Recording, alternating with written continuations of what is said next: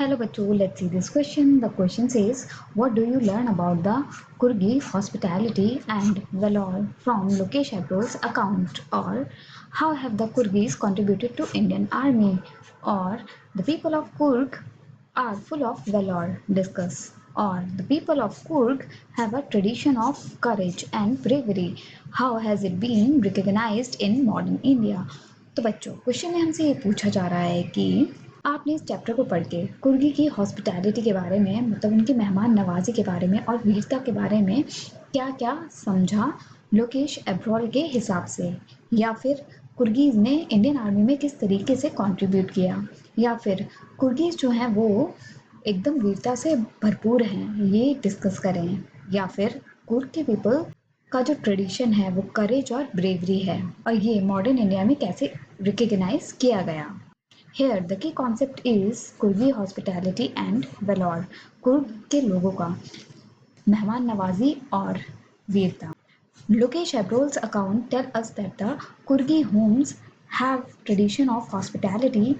They take pride in their valor and recount numerous tales of bravery related to their sons and fathers. The Kurg regiment of Indian Army is one of the most decorated ones, and the first chief of Indian Army, General Kariyappa, was a Kurgi. Even now, Koravus are the only Indians permitted to carry firearms without a license।